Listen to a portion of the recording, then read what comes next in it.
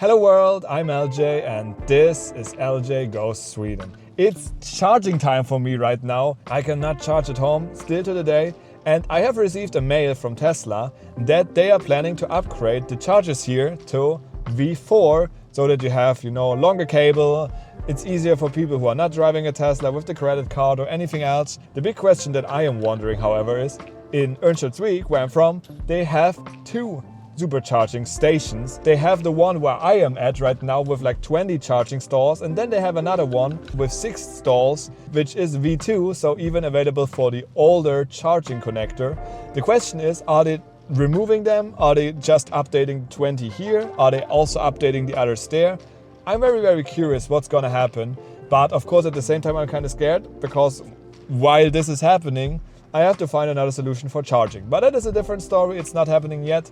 We will see when it's happening. They said it's going to start in October. We are there yet, so yeah, we have to see. Let's talk about some of the latest Tesla news that were coming up this week and what I think about them. Well, first of all, to finish up last week's video, there have been new leaks of this affordable Model Y called E41. While seeing those pictures, I actually have to say I like the outside. It really looks different in my perspective, and actually when you just compare the Model 3 Highland with this affordable model now with the front fascia, I actually have to say that they look pretty similar. You have also like those very narrow lights. You don't have any middle bar that is like connecting the whole front like on the normal Model Y or any other like Cybercab, Cybertruck or whatsoever. And also the backside looks a bit reduced. However, I really have to say I like that design. From the outside it is definitely a win,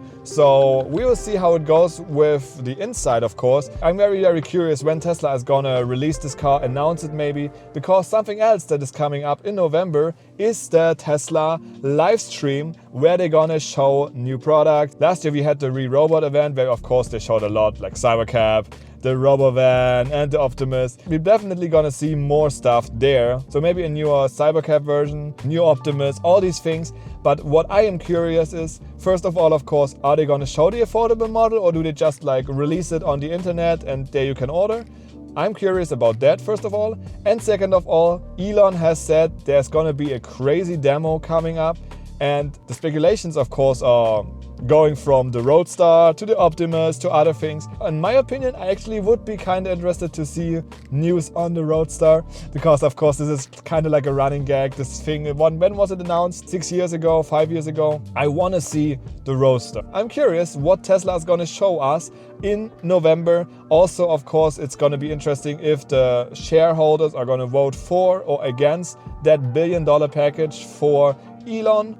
We have to see on that as well. And of course, another thing that is also really on the waiting list still to this day is the semi-truck.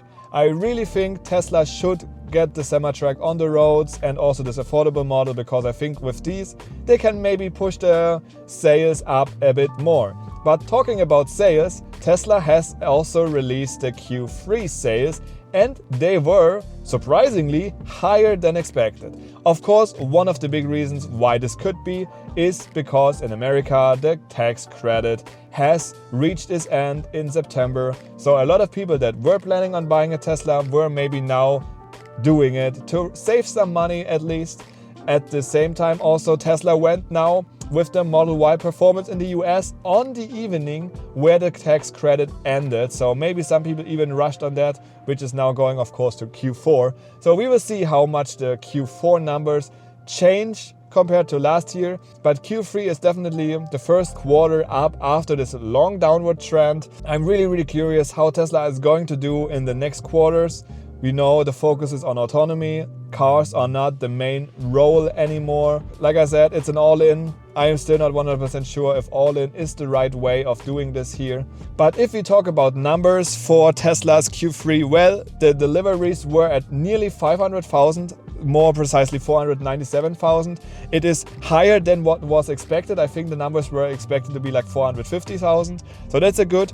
And however, the interesting thing here, which really tells the story, is Tesla is selling less and less of their high expensive models. So Model S, Model X, they have been slowly decreasing and decreasing. Of course, the Cybertruck also under these other models. The question here is, does it really make sense for Tesla to continue producing these cars?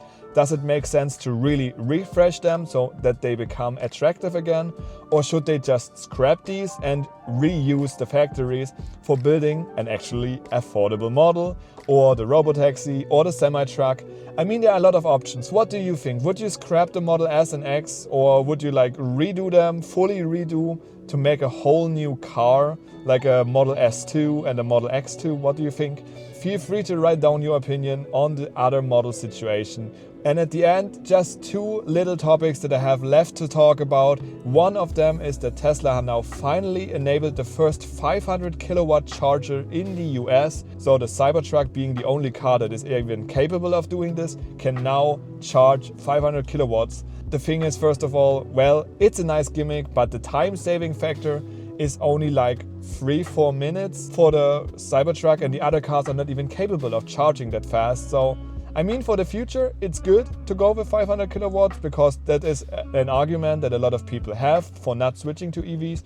It's taking too much time. I don't mind this.